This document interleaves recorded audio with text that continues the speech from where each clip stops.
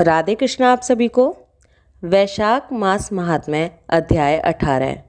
राजा हेमकांत का चरित्र सुनने के बाद मिथिलापति श्रुतदेव जी से पूछते हैं, हे ब्राह्मण, जब वैशाख मास के धर्म अतिशय सुलभ, पुण्य राशि प्रदान करने वाले, भगवान विष्णु के लिए प्रीतिकारक, चारों पुरुषार्थों की तत्काल सिद्धि करने वाले, सनातन और वेदोक्त हैं, तब संसार में उनकी प्रसिद्धि कैसे नहीं हुई।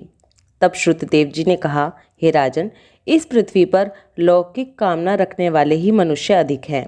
उनमें से कुछ राजस और कुछ तामस हैं। वे लोग इस संसार में भोगों तथा पुत्र पौत्रादि संपदाओं की ही अभिलाषा रखते हैं। कहीं किसी प्रकार कभी बड़ी कठिनाई से कोई एक मनुष्य ऐसा मिलता है जो स्वर्ग लोक के लिए प्रयत्न करता है, और इसीलिए वह यज्ञ आदि पुण्य कर्मों का अनुष्ठान बड़े प्रयत्न से करता है, परंतु मोक्ष की उपासना प्राय कोई नहीं करता। तुच्छ आशाएं लेकर बहुत से कर्मों का आयोजन करने वाले लोग प्राय काम्य कर्मों के ही उपासक हैं। यही कारण है कि संसार में राजस और तामस धर्म अधिक विख्यात हो गए, परंतु सात्विक धर्मों की प्रसिद्धि नहीं हुई। ये सात्विक धर्म भगवान विष्णु को प्रसन्न करने वाले हैं, निष्काम भाव से किए जाते हैं और इस लोक तथा परलोक में सुख प्रदान करते हैं। देव माया से मोहित होने के कारण मूढ़ मनुष्य इन धर्मों को जानते ही नहीं। पूर्व काल की बात है, काशीपुरी में कीर्तिमान नाम से विख्यात एक चक्रवर्ती राजा थे। वे इक्ष्वाकु वंश के भूषण तथा महाराज नरक के पुत्र थे। संसार में उनका बड़ा यश था। वे अपनी इंद्रियों और क्रोध पर विजय पा चुके थे। ब्राह्मणों के प्रति उनके मन में बड़ी भक्ति थी। राजाओं में उनका स्थान बहुत ऊंचा था। एक दिन वे मृग माया में आसक्त होकर महर्षि वशिष्ठ के आश्रम पर आए। वैशाख की चिलचिलाती हुई धूप में यात्रा करते हुए राजा ने मार्ग में देखा, महात्मा वशिष्ठ के शिष्य जगह जगह अनेक प्रकार के कार्यों में विशेष तत्परता के साथ संलग्न थे। वे कहीं पौंसला बनाते थे और कहीं छाया मंडप, किनारे पर झरनों के जल को रोककर स्वच्छ बावली बनाते थे। कहीं वृक्षों के नीचे बैठे हुए लोगों को वे पंखा डुलाकर हवा करते थे। कहीं ऊख देते, कहीं सुगंधित पदार्थ भेंट करते और कहीं फल देते थे। दोपहरी में लोगों को छाता देते और संध्या के समय शरबत। कोई शिष्य घनी छाया वाले वन में झाड़ू बुहार कर साफ किए हुए आश्रम के प्रांगण में हितकारक बालुका बिछाते थे और कुछ लोग वृक्षों की शाखा में झूला लटकाते थे। उन्हें देखकर राजा ने पूछा, आप लोग कौन हैं? उन्होंने उत्तर दिया, हम लोग महर्षि वशिष्ठ के शिष्य हैं। राजा ने पूछा, ये सब क्या हो रहा है? वे बोले, ये वैशाख मास में कर्तव्य रूप से बताए गए धर्म हैं, जो धर्म, अर्थ, काम, मोक्ष चारों पुरुषार्थों के साधक हैं। हम लोग गुरुदेव वशिष्ठ की आज्ञा से इन धर्मों का पालन करते हैं। राजा ने फिर से पूछा, इनके अनुष्ठान से मनुष्य को कौन सा फल मिलता है? किस देवता को प्रसन्न किया जाता है? उन्होंने उत्तर दिया, हमें इस समय ये सब बताने के लिए अवकाश नहीं है। आप गुरुजी से ही यथोचित प्रश्न कीजिए। वे महायशस्वी महर्षि इन धर्मों को यथार्थ रूप से जानते हैं।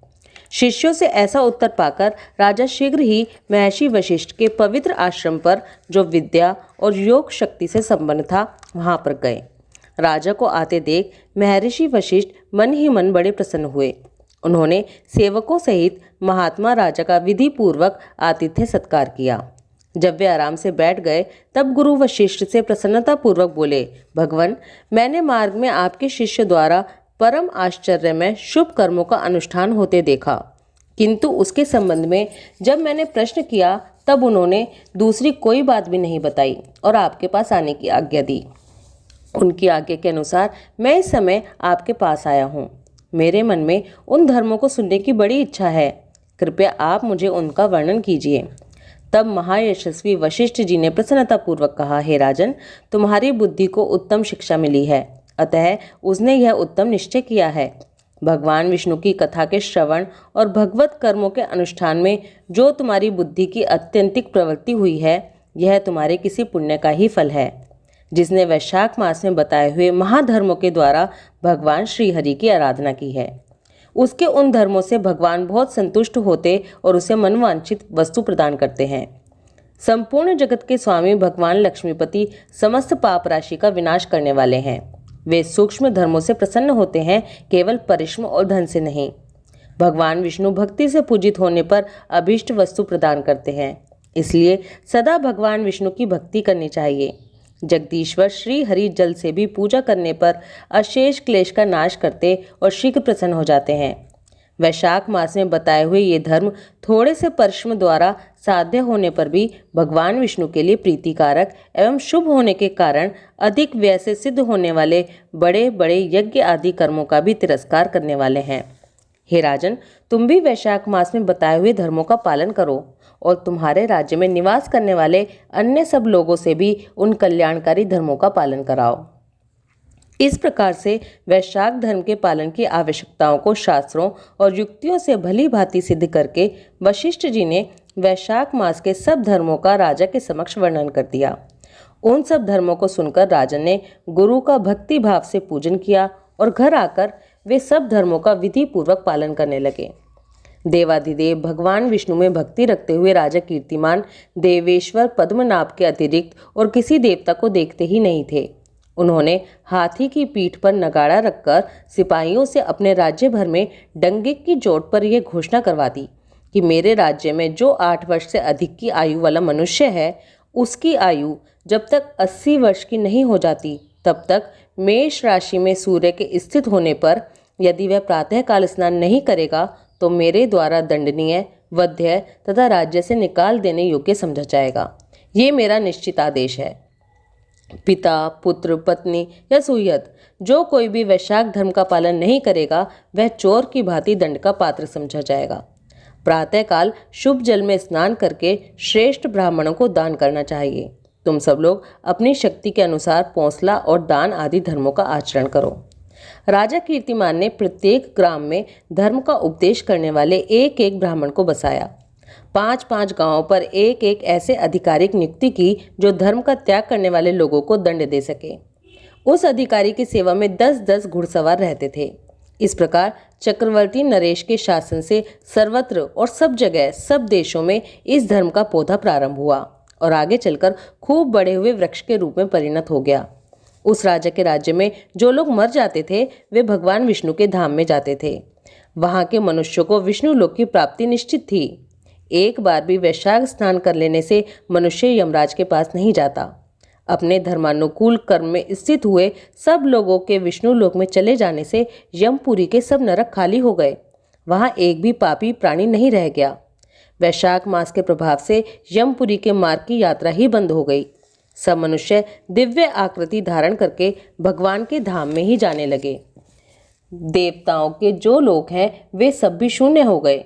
स्वर्ग और नरक दोनों के शून्य हो जाने पर एक दिन नारद जी ने धर्मराज के पास जाकर कहा, हे धर्मराज, आपके इस नरक में अब पहले जैसा कोलाहल सुनाई नहीं पड़ता। पहले की भांति पाप कर्मों का लेखा जोखा भी नहीं लिखा जाता।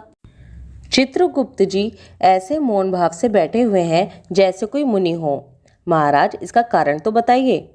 महात्मा नारद के ऐसे कहने पर राजा यम ने कुछ दीनता के स्वर में कहा, हे नारद जी, इस समय पृथ्वी पर जो ये राजा राज्य करता है वह पुराण पुरुषोत्तम भगवान विष्णु का बड़ा भक्त है।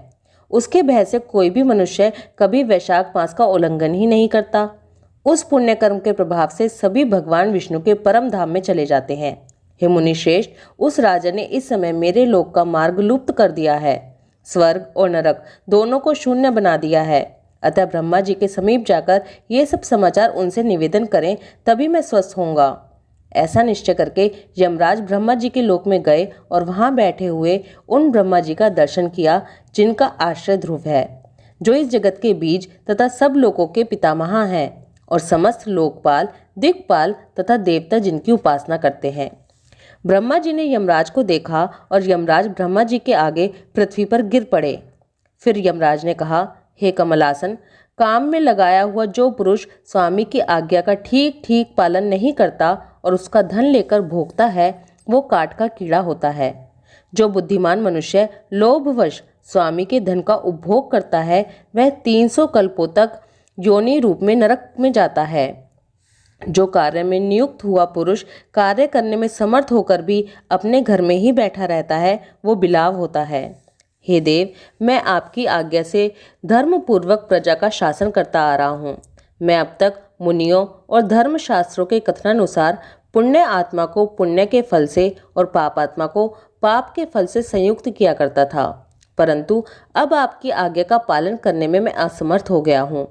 कीर्तिमान के राज्य में सब लोग वैशाख मासों का पुण्य कर्मों का अनुष्ठान करके पितरों और पितामहों के साथ वैकुंठ धाम में चले जाते हैं। उनके मरे हुए पितर और मातामह आदि भी विष्णु लोक में चले जाते हैं। इतना ही नहीं, पत्नी के पिता, ससुर आदि भी मेरे लेखकों को मिटाकर विष्णु लोक में चले जाते हैं। हे देव, बड़े बड़े यज्ञों द्वारा भी मनुष्य वैसी गति नहीं पाता जैसी वैशाख मास से मिल रही है। संपूर्ण तीर्थों से, दान आदि से, तपस्याओं से, व्रतों से या संपूर्ण धर्मों से युक्त मनुष्य भी उस गति को नहीं पाता जो वैशाख धर्म में तत्पर हुए मनुष्य को प्राप्त हो रही है। वैशाख में प्रातःकाल स्नान करके देव पूजन, मास महात्म्य की कथा का श्रवण तथा भगवान विष्णु को प्रिय लगने वाले तदनुकूल धर्मों का पालन करने वाला मनुष्य एकमात्र विष्णु लोक का स्वामी होता है। और जगतपति भगवान विष्णु के लोक की तो मेरी समझ में कोई सीमा ही नहीं है, क्योंकि सब ओर से कोटि कोटि प्राणियों का समुदाय वहां पहुंच रहा है, तो भी वह भरता ही नहीं है।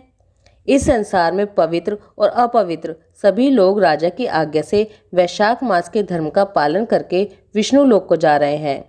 हे लोकनाथ, उसकी प्रेरणा से संस्कारहीन मनुष्य भी वैशाख स्नान मात्र से वैकुंठ धाम में चले जाते हैं। वो केवल भगवान विष्णु के चरणों की शरण लेने वाला है। जान पड़ता है वह समस्त संसार को विष्णु लोक में पहुंचा देगा।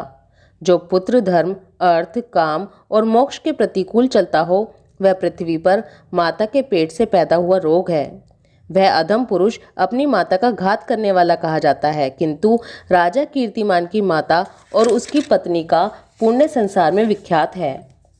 उसकी माता एकमात्र वीर जननी है और वह राजा निश्चय ही संसार में बहुत बड़ा वीर है।